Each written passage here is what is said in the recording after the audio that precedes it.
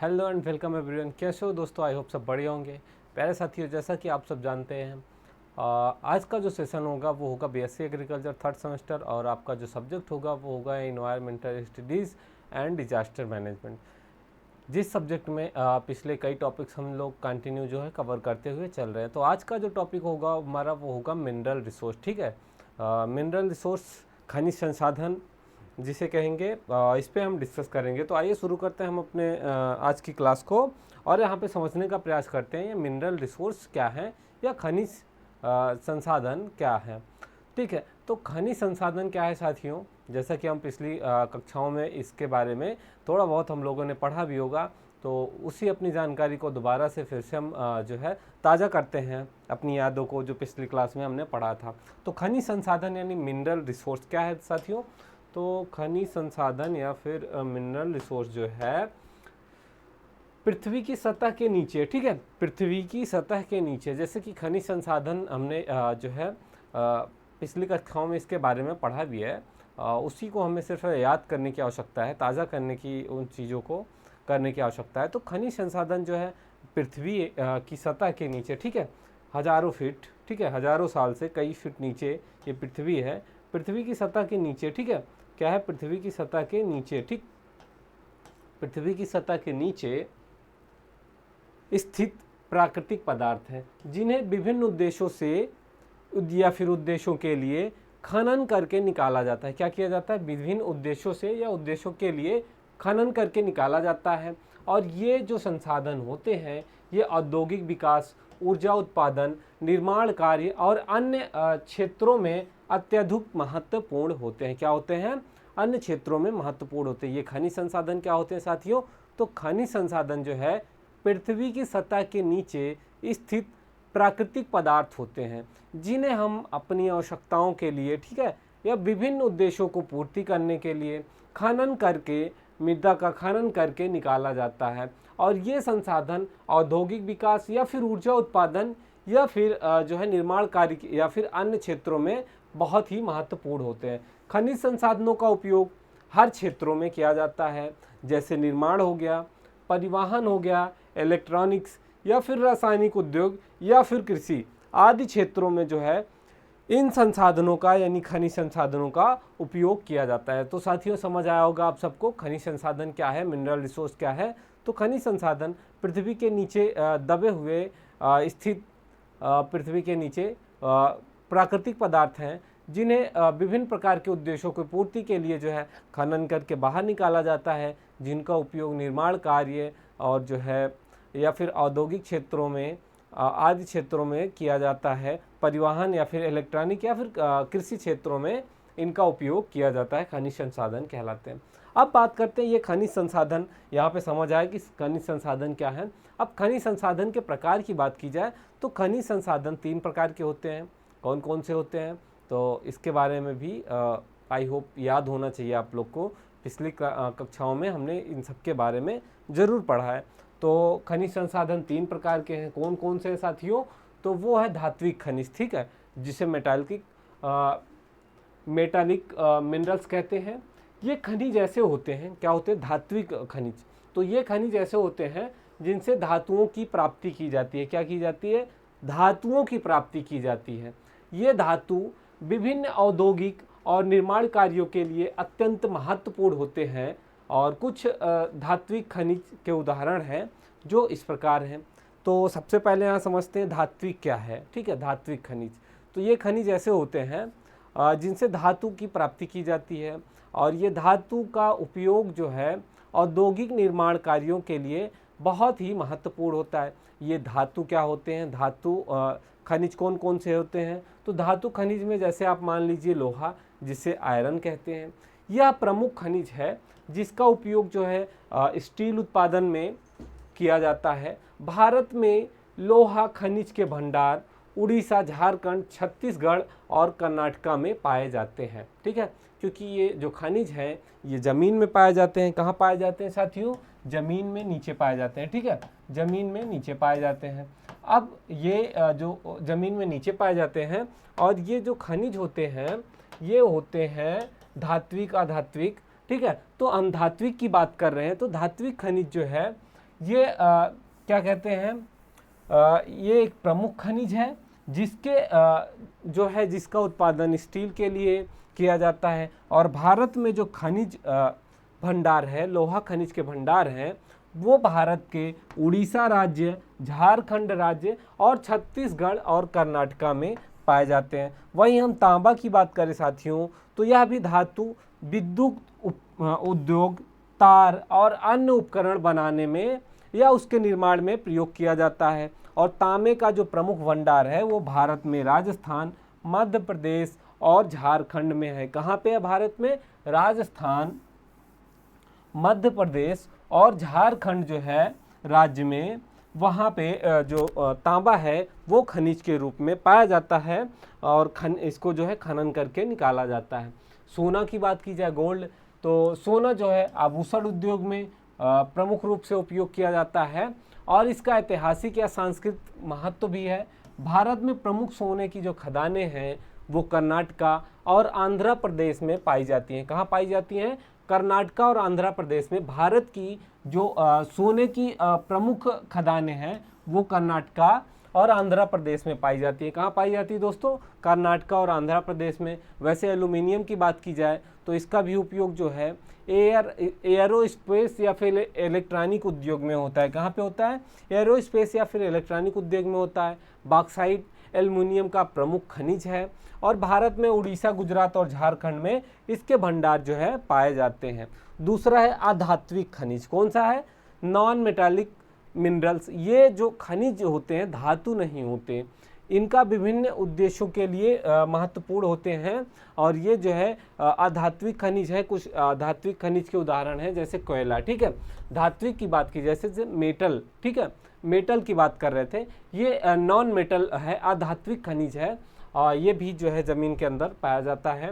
पहला है कोयला, ठीक है। कोयला का उपयोग जो है ईंधन के रूप में ऊर्जा उत्पादन के लिए किया जाता है, ठीक है, और यह भारत में प्रचुर मात्रा में पाया जाता है और भारत के कुछ राज्य जैसे झारखंड, छत्तीसगढ़, उड़ीसा, पश्चिम बंगाल कोयले का विशाल भंडार है। इन क्षेत्रों में भारत के जो कोयला है उसका विशाल भंडार पाया जाता है। अगला है पेट्रोलियम। पेट्रोलियम का उत्पाद जैसे डीजल, पेट्रोल, ठीक है, ऊर्जा के लिए, परिवहन ऊर्जा, रासायनिक उद्योग में उपयोग होते हैं। भारत में गुजरात, महाराष्ट्र, तमिलनाडु और असम में पेट्रोलियम के कुछ भंडार पाए जाते हैं। प्राकृतिक गैस की बात की जाए जिसे नेचुरल गैस है, तो यह भी एक अधात्विक खनिज है और इसका यह जो है ऊर्जा का एक महत्वपूर्ण क्या है? स्रोत है। इसका उपयोग भी औद्योगिक कार्यों के लिए किया जाता है। क्या किया जाता है? जो प्राकृतिक गैस है इसका उपयोग कहाँ किया जाता है साथियों? तो औद्योगिक कार्यों के लिए किया जाता है। भारत में गुजरात, महाराष्ट्र, असम में प्राकृतिक गैस के क्या है? भंडार पाए जाते हैं। अगला है ऊर्जा खनिज, ठीक है। तीसरा है जो है ऊर्जा खनिज, एनर्जी मिनरल्स, ठीक है। तो ये खनिज ऊर्जा प्राप्ति के लिए उपयोग किए जाते हैं। जैसा कि हमने बात किया कोयला की, तो कोयला ऊर्जा का प्रमुख स्रोत है और भारत के जो है झारखंड, उड़ीसा, पश्चिम बंगाल में पाया जाता है। पेट्रोलियम, यह भी परिवहन और उद्योग के लिए, प्राकृतिक गैस, ये जो है तीनों खनिज ऊर्जा हैं। अब हम बात करेंगे खनिज संसाधनों के महत्व का, कि आखिर ये जो खनिज संसाधन है जिसकी हमने चर्चा की कि 3 प्रकार के होते हैं, धात्विक, अधात्विक और जो है ऊर्जा, ठीक है, ये तीनों के क्या महत्व है हमारे जीवन में। तो जो खनिज संसाधन है इनका जो है औद्योगिक विकास के लिए, खनिज संसाधन जो है औद्योगिक विकास के लिए बहुत ही महत्वपूर्ण होते हैं और धात्विक खनिज जो है इनका उपयोग विभिन्न निर्माण कार्यों में या फिर निर्माण कार्यों के लिए सामग्री बनाने में इनका उपयोग किया जाता है। साथ ही जो अधात्विक खनिज हैं इनका भी उपयोग जो है रासायनिक उद्योग या फिर अन्य कार्यों में किया जाता है। ऊर्जा उत्पादन तथा ऊर्जा खनिजों का उपयोग ऊर्जा उत्पादन के लिए किया जाता है। जैसे ऊर्जा उत्पादन के लिए कोयला हो गया, पेट्रोल हो गया, प्राकृतिक गैस हो गया, आदि गैसें जो हैं खनिज ऊर्जा उत्पादन का प्रमुख स्रोत हैं जिनका औद्योगिक और घरेलू उपयोग किया जाता है। रोजगार सृजन हो गया, तो खनिज संसाधन उद्योग जो है बड़ी संख्या में रोजगार के अवसर पैदा करते हैं।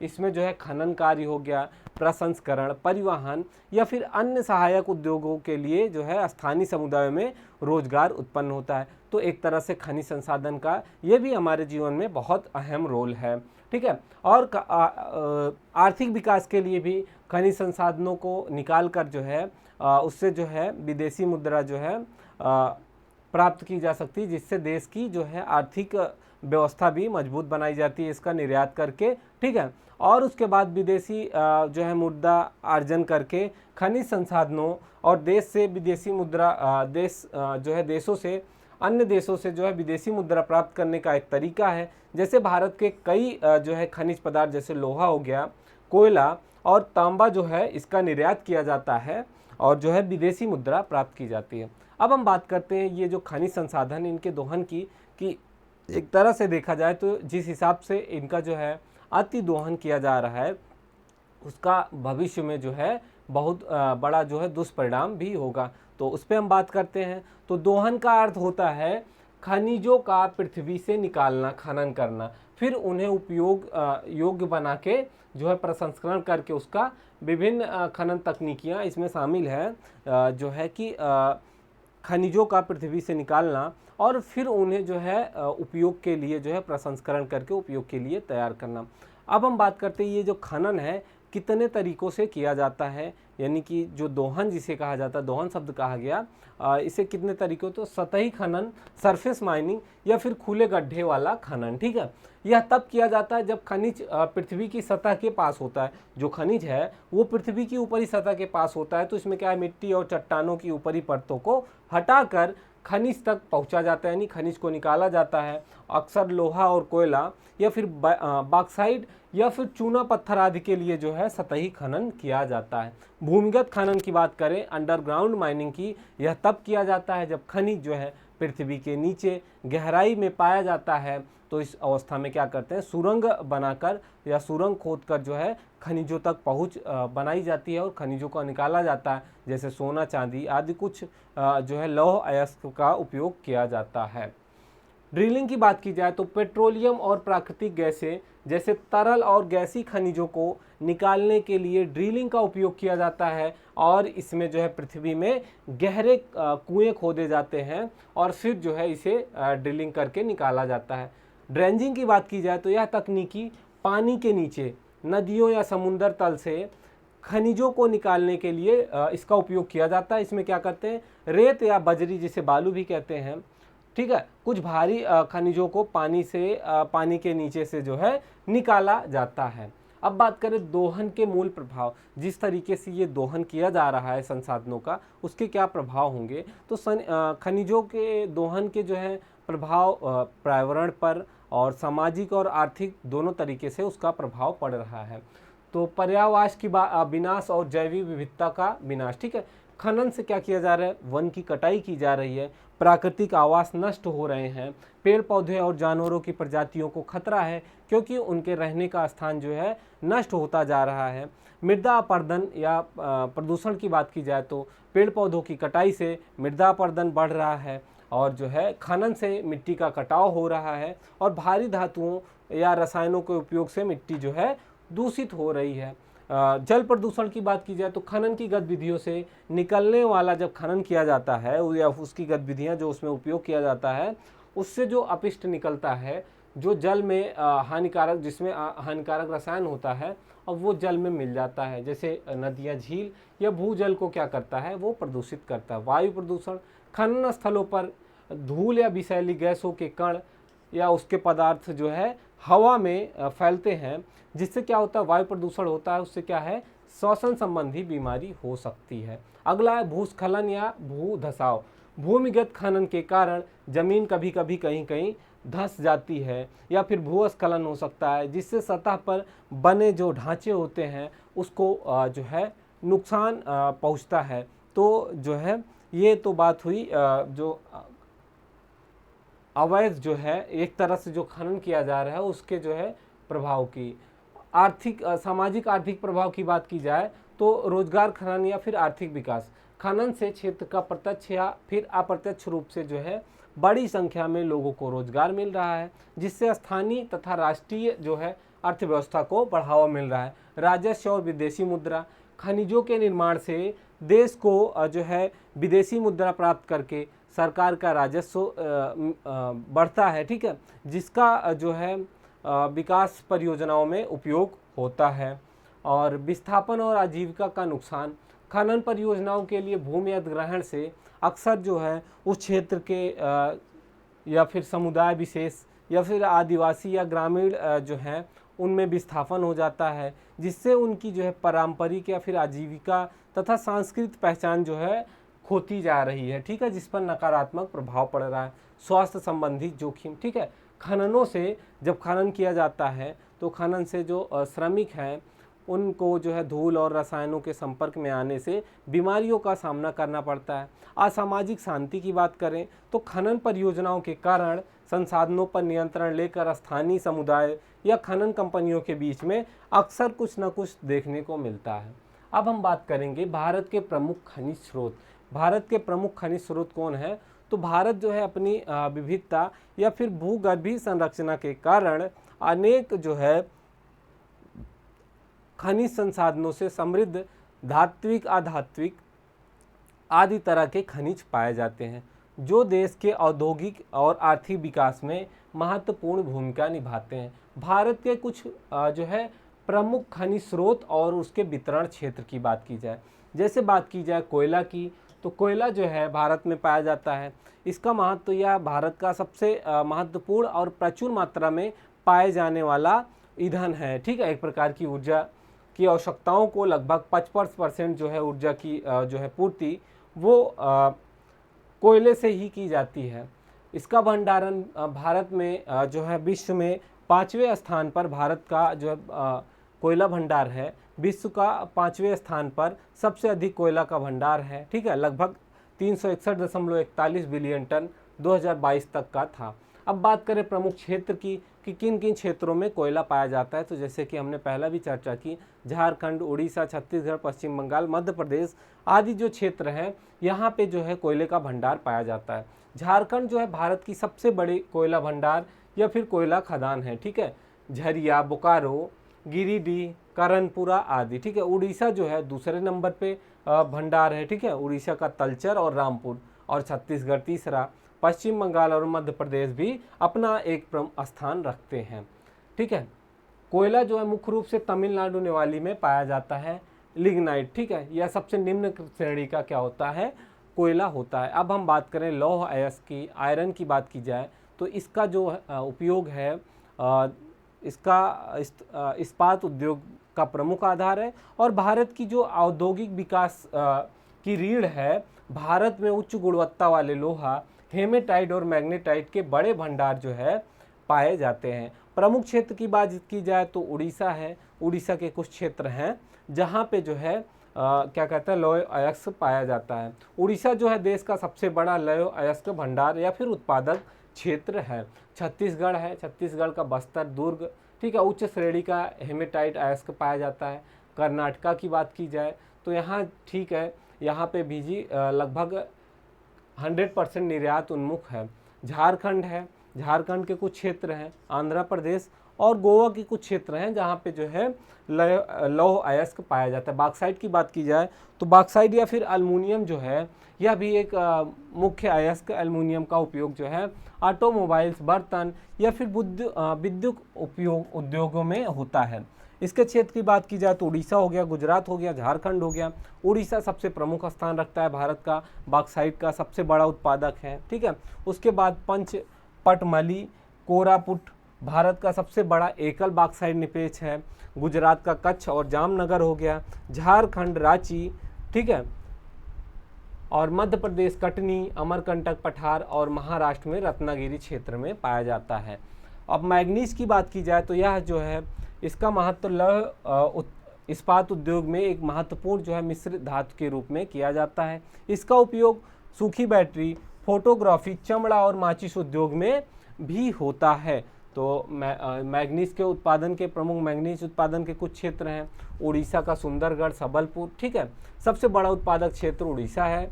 मैंगनीज का, फिर महाराष्ट्र है, मध्य प्रदेश, कर्नाटक और फिर आंध्र प्रदेश के कुछ भागों में जो है इसका उत्पादन किया जाता है। आगे हम बात करें अभ्रक की बात की जाए, जिसे माइका भी कहते हैं। इसका महत्व विद्युत रोधक गुण के कारण विद्युत और इलेक्ट्रॉनिक उद्योगों में इसका उपयोग किया जाता है। प्रमुख क्षेत्र की बात की जाए, आंध्र प्रदेश हो गया, बिहार हो गया और राजस्थान जो है इसके प्रमुख क्षेत्र होते हैं। तांबा है, तांबा का उपयोग जो है विद्युत में किया जाता है, विद्युत केबल, इलेक्ट्रॉनिक्स और रसायन उद्योगों में व्यापक रूप से होता है। प्रमुख क्षेत्र की बात की जाए तो राजस्थान हो गया, मध्य प्रदेश हो गया, झारखंड हो गया आदि क्षेत्रों में। सोना की बात की जाए तो इसका महत्व जानते ही हैं आप, निवेश में या आभूषण बनाने में, औद्योगिक उपयोग में, इलेक्ट्रॉनिक में, ठीक है, ये बहुत मूल्यवान वस्तु है। इसका जो प्रमुख क्षेत्र है कर्नाटक, आंध्र प्रदेश और झारखंड है, ठीक है। इन क्षेत्रों में काफ़ी हद तक जो है सोने की माइनिंग की जाती है।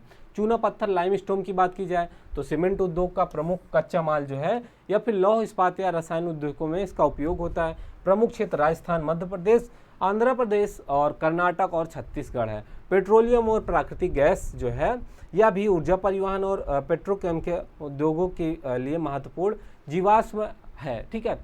यह पृथ्वी के नीचे ये भी पाया जाता है, इसे भी माइनिंग करके निकाला जाता है। जैसे अपतटीय क्षेत्र हो गया, असम, गुजरात और राजस्थान आदि क्षेत्रों में जो है इसको पाया जाता है। मुंबई हाई सबसे बड़ा जो है बेसिन कृष्णा गोदावरी जो है नदी बेसिन है वहाँ पे, और उसके बाद असम का डिगबोई जो भारत का सबसे पुराना तेल क्षेत्र है, और उसके बाद गुजरात का अंकलेश्वर और राजस्थान का बाड़मेर, संचौर बेसिन आदि जो क्षेत्र हैं वहाँ पे पेट्रोलियम या पेट्रोकेमिकल आदि जो पदार्थ होते हैं वो पाए जाते हैं। तो दोस्तों आज की क्लास में हमने जो है खनिज संसाधन के बारे में यानी मिनरल रिसोर्स के बारे में चर्चा किया। तो आज की इस क्लास को हम यहीं समाप्त करते हैं, मिलते हैं अगली क्लास में एक नए टॉपिक के साथ। जय हिंद।